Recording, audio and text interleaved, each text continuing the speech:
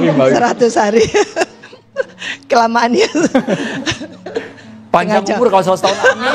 Amin. Amin kalau 100 tahun. Sengaja melucu ini. 100 hari itu menurut saya tentu harus mengacu ke substansinya. Jadi jangan kira-kira gitu ya. Tapi kan baru 100 hari memang, Prof. Iya, substansinya itu apa? Mengacu pada di mana Pak Prabowo sedang memimpin negara ini dalam keadaan satu, Indonesia sedang tidak baik-baik saja. Lalu dihadapkan pada public distrust yang cukup signifikan. Lalu bagaimana mengelola politik harmoni? Ya, biasanya pasca pemilu tahu sendiri kan, apalagi kalau ada harga-harga dinaikkan dan sebagainya, itu pasti akan ada hiruk pikuk ya yang luar biasa. Itu bisa dikelola dengan sangat baik dan kita senang karena Pak Prabowo sangat eksplisit dalam pidato-pidatonya itu menunjukkan bahwa keberpihakannya untuk membangun Indonesia itu bukan untuk yang lain, tapi untuk NKRI. Bahkan loyalitas semua pembantunya itu bukan kepada Pak Prabowo, tapi kepada NKRI. Sampai di situ kita simpatik. Sampai di situ. Apakah itu pula yang membuat katakan gitu ya, hasil survei itu lalu meningkat kepercayaannya kepada leadership ya, kepemimpinan dari Pak Prabowo. Halo, assalamualaikum warahmatullahi wabarakatuh. Kembali lagi di channel Love Love Work. Terima kasih sobat sudah mampir di video ini. Bagaimana kabarnya sobat? Semoga sobat selalu sehat, selalu dalam lindungan Allah, dan selalu diberi rezeki yang berkah berlimpah. Amin ya Allah ya Rabbal Alamin.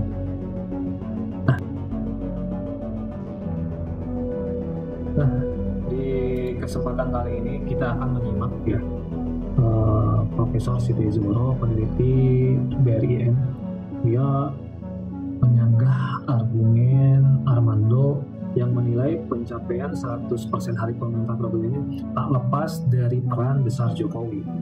Nah, apakah bayang-bayang Jokowi masih kuat dalam pemerintahan Prabowo atau justru hanya bagian dari dinamika politik? Nah, di sini Profesor Siti Zuhro membantah pandangan adik Armando itu bahwa pencapaian 100 hari pertama pemerintah Prabowo itu terlepas dari peran besar Jokowi. Karena ternyata hasil penelitian menurut Profesor Siti Zuhro ini, hasil penelitiannya itu kemiskinan, pengangguran, stunting, semua itu menjadi PR besar untuk pemerintahan Prabowo sekarang. Berarti kan pemerintahan kemarin meninggalkan bayang-bayang itu, bahwa sekarang harus diperbaiki. Yuk, gimana statementnya Profesor Siti Zuhro membantah sehingga kita bisa memandang lebih tajam ya, lebih objektif. Jangan hanya mengira-ngira. Ini sesuai peneliti yang berbasis data dan tidak berdasarkan kira-kira.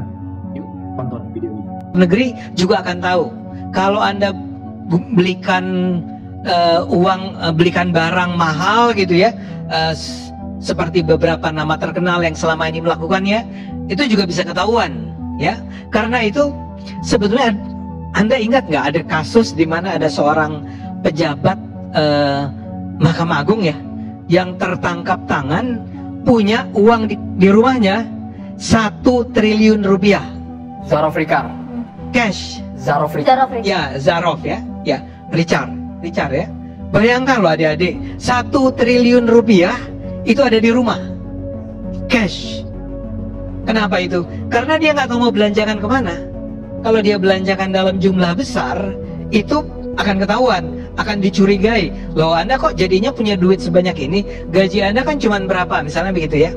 Jadi saya menduga, saya mungkin salah, tapi saya menduga gini, Pak Prabowo tuh mau bilang, daripada kalian ngumpulin duit semacam itu, mendingan dibalikin deh ke pemerintah. Saya duga ya, udahlah balikin dan kalian akan kita maafkan.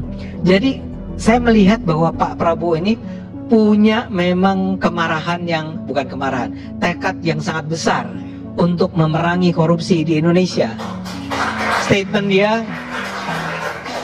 dia berulang kali itu mengatakan bahwa kita kejar, bahkan waktu itu dia bilang kemana? Kita kejar sampai ke Antartika. Ya, nah, itu jangan terlalu dianggap serius ya.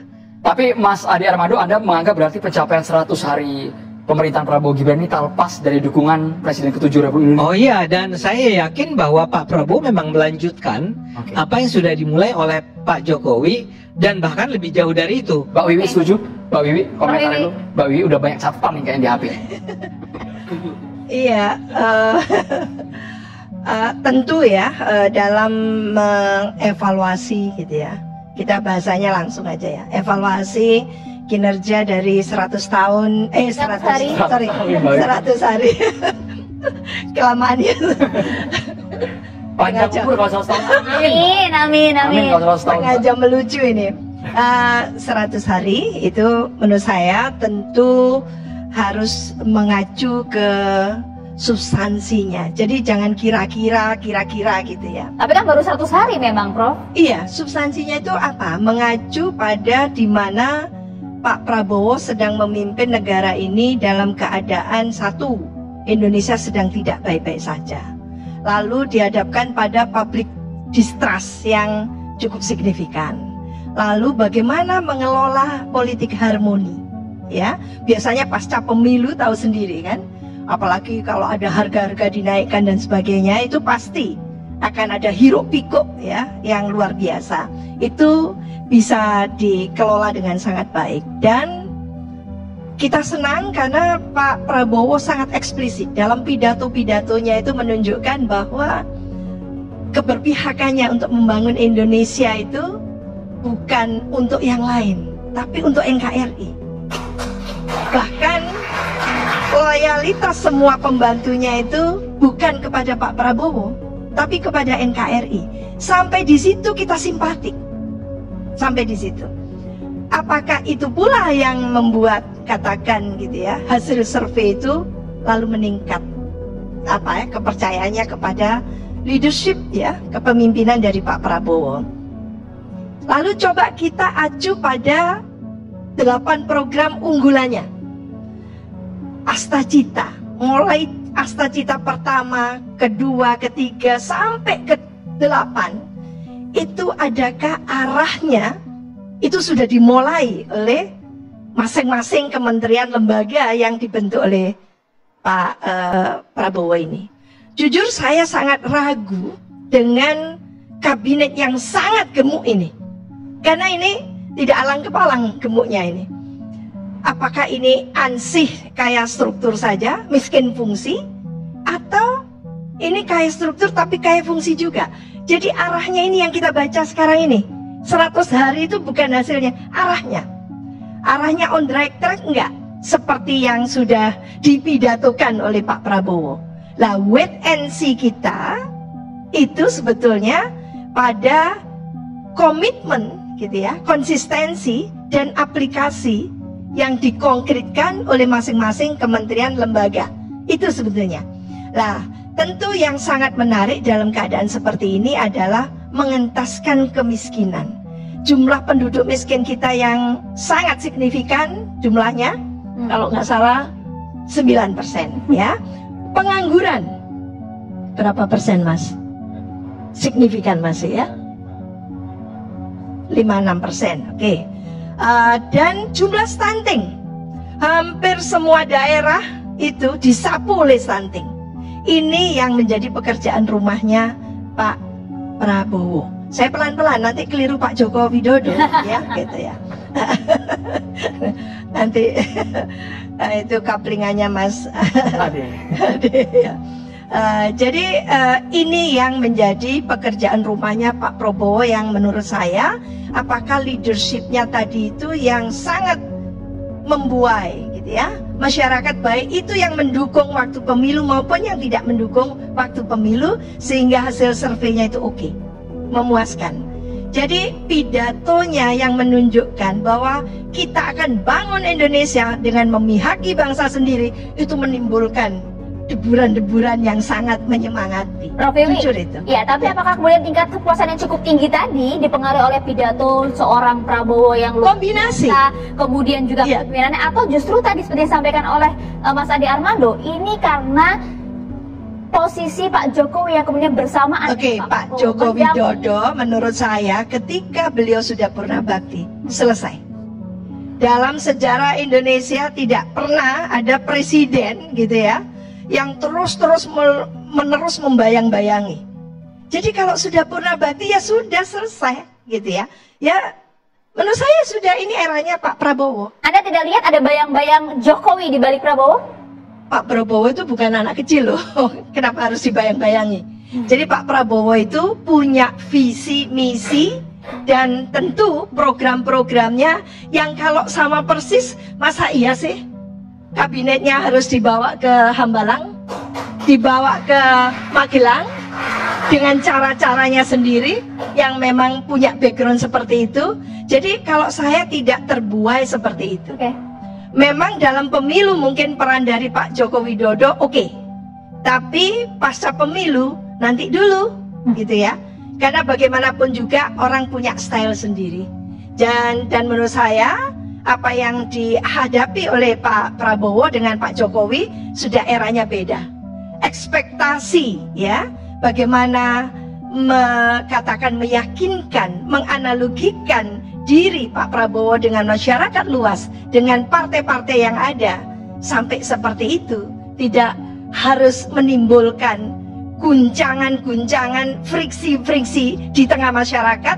Itu yang membedakan Pak Jokowi dengan Jadi Pak. beda era presiden harus Beda. beda cara juga yang dilakukan Iya. oleh para pemimpin Iya, di negeri. jadi Selain beda. itu, Mbak Wiwi, Prof, yang menarik ketika Prof mengatakan ini bisa kami tangkap bahwa meragukan ketika jumlah kabinet merah putih yang terlalu besar, Iya. apakah mereka kaya fungsi dengan kondisi yang sangat gemuk Iya. atau seperti apa? Sesaat lagi harus ditanggapi oleh Pak Oke, Wihadi. makasih. Hanya di catatan Demokrat Indonesia.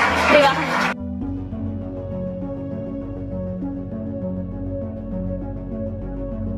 Nah itu ya sobat ya. Jadi Profesor Siti Djuhro ini menegaskan bahwa era kepemimpinan Jokowi itu telah usai, telah beres. Nah, dan pernyataan secara tidak langsung membantah argumen Ade Armando yang menilai pencapaian 100 hari pertama pemerintahan Prabowo Gibran tak lepas dari peran besar Jokowi. Lantas, apa memang bayang-bayang Jokowi masih kuat dalam pemerintahan Prabowo atau justru hanya bagian dari dinamika politik?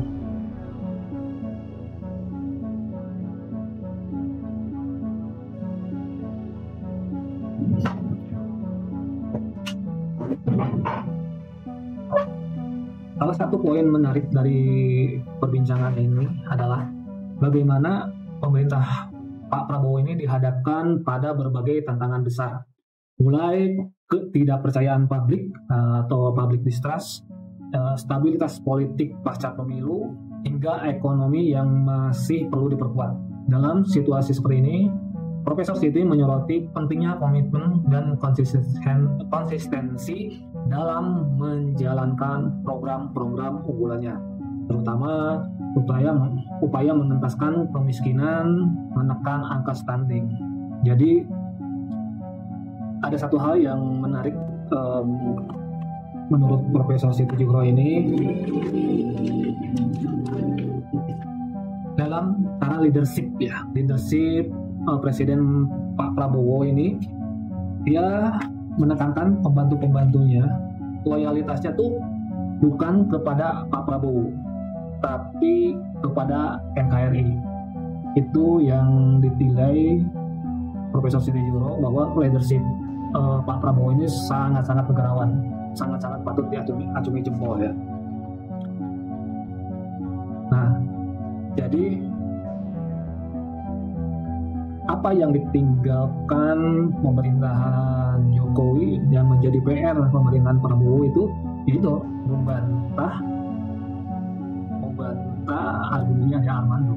Jadi nggak ada urusannya ini, karena emang saya yang orang awam aja di saat pertama dilantik dan Presiden Prabowo bekerja, dari cara komunikasi kepada masyarakat, dari cara komitmen dan konsistennya Pak Prabowo ini beda jauh dengan komunikasi atau yang sebelum-sebelumnya.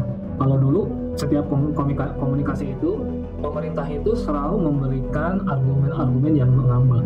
Akhirnya di media sosial komunikasi yang mengambang itu diperkeruh dengan para buzzer sehingga akhirnya saling tuding, dan itu kan selalu dibiarkan dan selalu ditutup dengan permasalahan baru. Begitu ada mencuat permasalahan A, terus rame, muncul lagi permasalahan B, permasalahan A tertutup, dan selalu kayak gitu. Dan jarang ada statement pemerintah yang mengklarifikasi dengan jelas, dengan dengan terang-terangan. Kalau sekarang ya walaupun belum terlihat benar-benar tegas, tapi setidaknya udah lebih baik dari kemarin. Begitu ada kesalahpahaman, ada klarifikasi langsung dari presiden atau dari juru bicara atau daripada menteri-menterinya. Ya gitu ya. Ya kecuali sekarang ya pada laut ya masih mengambang, seperti halnya air laut membawa barang-barang masih mengambang ya. Ini masih belum jelas gimana, soalnya masih perang nih antara masyarakat dan yang mempunyai SHGB ya. Nah, ada satu hal yang menjadi tanda tanya besar dengan kabinet yang terbilang sangat gemuk. Apakah efektivitas pemerintah tetap terjaga? Bahkan Profesor Siti Zuro itu mengungkapkan keraguannya terhadap kabinet merah putih ini yang terlalu gemuk, mempertanyakan apakah ini hanya sebatas terstruktur tanpa fungsi yang jelas atau benar-benar bisa bekerja maksimal sesuai tugasnya. Pernyataan menarik lainnya adalah soal kepemimpinan Pak Prabowo yang disebut memiliki visi dan misinya sendiri, sekaligus menjadi bertahan bahwa Pak Prabowo hanya sekedar meneruskan agenda Jokowi tanpa inovasi. Menurut Profesor Siti Zuro, setiap presiden memiliki caranya sendiri dalam memimpin, dan ini seharusnya terlihat dalam kebijakan serta pendekatan yang diterapkan. Sejauh ini, pidato dan kepemimpinan Prabowo memang mampu membangkitkan optimisme di masyarakat. Namun, apakah keberhasilan dalam 100 hari pertama ini murni karena kinerjanya sendiri, ataukah memang masih ada pengaruh kuat dari mantan Presiden Jokowi? Nah, ini perdebatan ini di sosial media masih terus berlanjut ya. Dan kita semua menantikan bagaimana arahan pemerintahan Prabowo dalam jangka panjang, karena ya masih terus bergulir ya. Yang kubu satu bilang masih ada ante-antenya Jokowi, yang satu bilang ya Pak Prabowo nggak bakalan naik gitu, dia memiliki pendiriannya tersendiri. Karena ya kalau ya Pak Prabowo emang meneruskan hal-hal yang baik ya, meneruskan hal-hal yang baik dari pemerintahan Jokowi. Tapi jika itu kurang baik buat negara dan buat masyarakat, akan dikaji ulang. Itu sih yang saya sebagai orang awam terlihatnya gitu. Kayak PSN sekarang kan kenapa akan diperiksa lagi, ini lagi, karena emang ini benar bermanfaat buat negara atau merugikan masyarakat, akan dikaji ulang gitu kan. Jadi emang perjalanan 100 hari pertama pemerintah Prabowo ini sudah menciptakan banyak diskusi panas. Apakah ini awal dari perubahan besar atau hanya sekedar dari era sebelumnya? Yang pasti kita semua akan terus mengamati langkah demi langkah kepemimpinan ini, karena 100 hari itu baru awal. Kita menunggu nih kinerja pemerintah dan konsisten dan komitmennya pemerintah sesuai apa yang dipidatokan Pak Presiden ke depan.